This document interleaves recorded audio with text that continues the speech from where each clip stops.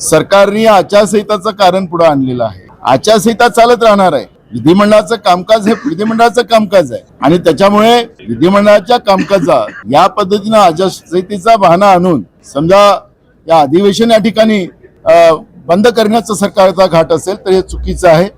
सरकारने या अधिवेशन एक आठवडा घेऊन समजा अजून पुढच्या 15 म्हणजे निवडणुका झाल्यानंतर हे अधिवेशन सरकार घेऊ शकतं. कारण की जनतेचे प्रश्न भयानक आहे. महाराष्ट्रामध्ये असुरक्षितता निर्माण झालेली आहे. धर्माधर्मामध्ये सरकारच्या वतीनं भांडणं लावलेले गेलेले आहेत. बेरोजगारांचे प्रश्न आहेत, तरुणांचे अनेक मुद्दे या ठिकाणी आहेत, शेतकऱ्यांचे प्रश्न तर सगळ्यात जटिल आहेत आणि महागाईचा प्रश्न आहे. हे सगळ्या प्रश्नाबद्दलची चर्चा आणि त्याचं उत्तर हे टोलवाटोलवीचं नसावं. पहिल्याच्या काळात असं होतं आम्ही सगळ्यात जास्त पैसे दिले अशा पद्धतीचं नको. मग ते त्या पहिल्याच्या काळात स्वस्त होतं, आता महागाई वाढली. तुम्ही आकडे वाढवून सांगायची गरज नाही. या पद्धतीचे समाधानकारक उत्तर देऊन आणि जनतेला त्याचा नुसत्या घोषणाच नाही, घोषणेचा पाऊस नाही तर जनतेला त्याचे लाभ मिळाले पाहिजे, शेतकऱ्याला त्याचा लाभ मिळाला पाहिजे, ही भूमिका आमची आहे. काँग्रेस पक्ष 2014 मध्येच मोदींनी आवाहन केलेलं होतं की आम्ही काँग्रेस मुक्त भारत करणार. पण त्यांना 12 वर्ष होतात आहेत देशाचे प्रधानमंत्री राहून. त्यांच्या सपनात झोपेत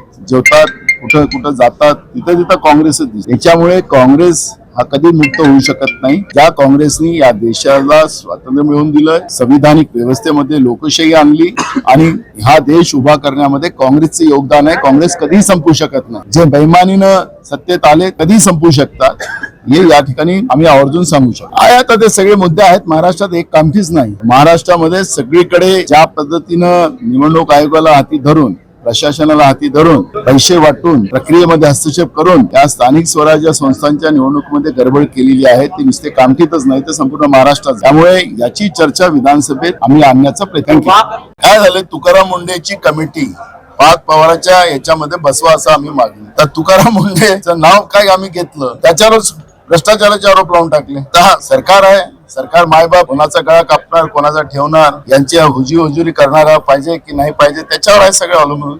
महाराष्ट्रामध्ये तुमच्या माहितीसाठी तुम्ही प्रश्न उपस्थित केला. IAS IPS या अधिकाऱ्यांमध्ये एक भीतीचं वातावरण. सरकारचं ऐकलं नाही, आमच्यावर खोट्या इन्क्वायऱ्या करतात, चौकशा लावतात. त्यामुळे जे काय करायचं असेल तर करा, कुठं सह्या पाहिजे तिथं करा. अशा पद्धतीचं आज महाराष्ट्रातला IAS IPS काम करते आहे आणि त्याच्यामुळे महाराष्ट्रामध्ये कायदा सुव्यवस्थेचे जे काही 3-13 वाजलेले आहेत त्याच्या मागचा हे जे काही पाप आहे ते त्यांच्यामुळे. महाराष्ट्रामध्ये सोयाबीन खरेदी सुरू झालेली नाही, कापूस खरेदी सुरू झालेली नाही, धान खरेदी सुरू झालेली नाही. त्याच्यामुळे शेतकऱ्यांचं निघालेलं धान्य कोणी घ्यायला तयार नाही. त्याच्यामुळे कमी भावानं शेतकऱ्यांना धान्य विकावं लागतं आणि कशी तरी आपली गरज भागवावी लागते. एकीकडे आसमानी संकट आणि एकीकडे सुलतानी संकट, अशा या सगळ्या प्रश्नावर सरकारला उत्तर द्यायचं नाही आणि म्हणून या पद्धतीचं एक वातावरण निर्माण करून विरोधी पक्ष पदाचं एक गाजर दाखवायचं आणि त्याच्यावर चर्चा घडवायची असं नाही. महाराष्ट्रामध्ये आरक्षणाचा जो मुद्दा आहे, हैदराबाद गॅझेटरचा, जो मुख्यमंत्र्यांनी मुद्दामून ओबीसी आणि मराठ्यामध्ये भांडण लावण्यासाठी घातलेला घाट, बंजारा आणि आदिवासीमध्ये भांडणाचं टाकलेली ठिणगी, हे सगळे प्रकरण ज्यामध्ये आहेत ते